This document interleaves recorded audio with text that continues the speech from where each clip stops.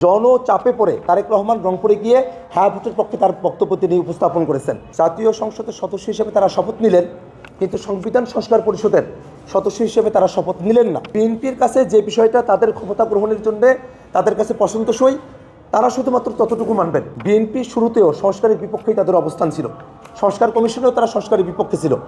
আমরা যখন সংস্কারের ইস্যুগুলো দেখেছি, আপনারা দেখেছেন যে এবারের যে নির্বাচন, সেই নির্বাচন কিন্তু একই সাথে দুটো নির্বাচন ছিল।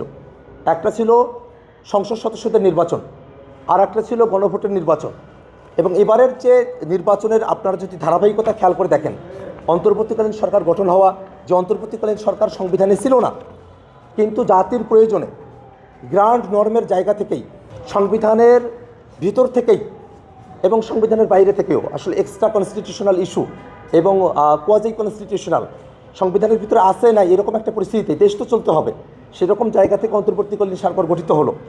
সেটা নিয়ে, সেই শপথ গ্রহণ নিয়ে বিএনপির কোনো আপত্তি ছিল না। বিকাশ পেমেন্টে 10,000 টাকার বেশি অফার, শপিং চলছে তো।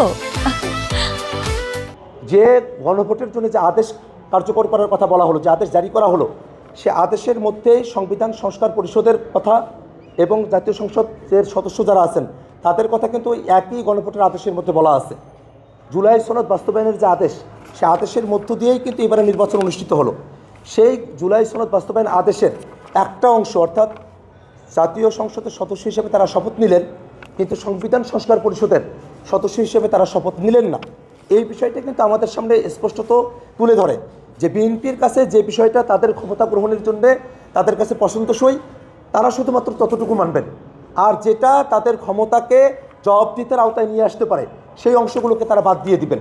এই ধরনের একটা মনোভাব তারা প্রথম দিনই তারা প্রকাশ করেছেন। এই জন্য সংস্কারের বিষয় নিয়ে বিএনপির সরকারের তরফ থেকে একটা শঙ্কার জায়গা তৈরি হয়েছে। যতই শঙ্কার জায়গা আসুক না কেন, আমরা জানি বিএনপি শুরুতেও সংস্কারের বিপক্ষেই তাদের অবস্থান ছিল, সংস্কার কমিশনেও তারা সংস্কারের বিপক্ষে ছিল। যারা যখন হ্যাঁ এবং না ভোটের ক্যাম্পেইন চলে, ছাত্রদল অফিসিয়ালি তাদের অফিসিয়াল পেজে না ভোটের ক্যাম্পেইন করছে, তাদের বুদ্ধিজীবীরা না ভোটের ক্যাম্পেইন করছে, এবং শেষে গিয়ে জনচাপে পড়ে তারেক রহমান রংপুরে গিয়ে হ্যাঁ ভোটের পক্ষে তার বক্তব্য তিনি উপস্থাপন করেছেন।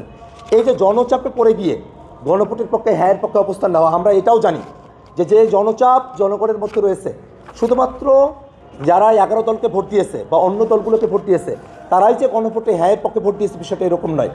এমনকি যারা বিএনপিকেও ভোট দিয়েছে তাদেরও অনেকে যে গণভোটে হ্যাঁয়ের পক্ষে ভোট দিয়েছে, এই রেশিওগুলো আপনারা পাবেন। বিএনপির ভোটের অনুপাত পার্সেন্টেজ, 11 দলের পার্সেন্টেজ, এনসিপির পার্সেন্টেজ, জামাতের পার্সেন্টেজ এবং গণভোটের যে পার্সেন্টেজ, এই হিসেবটা করলেই বের হয়ে আসে যে কোনো দলীয় বিবেচনায় থেকে কিন্তু জনগণ হ্যাঁ ভোটের পক্ষে তারা মতামত দেন নাই, বরং তারা জাতির প্রয়োজনে, দেশের প্রয়োজনে তারা গণভোটে হ্যাঁয়ের পক্ষে অবস্থান নিয়েছেন। এত বড় বৃহৎ জনগোষ্ঠীকে বিএনপি যদি ওভারটেক করার চেষ্টা করে, জনচাপে পড়েই তারা এটা আর পারবে না। এবং আমরা জানি তারা জল ঘোলা করবে, জল ঘোলা করে জনচাপে বাধ্য হয়েই সংবিধান সংস্কার পরিষদের শপথ নিতে তারা বাধ্য হবে। এই কারণে আমরা মনে করি যে সংস্কারের বিষয় যে দোদুল্যমানতা বিএনপি সরকারের পক্ষে রয়েছে, সেই দোদুল্যমানতার ছোঁয়া যেন আন্তর্জাতিক অপরাধ ট্রাইব্যুনালে না আসে।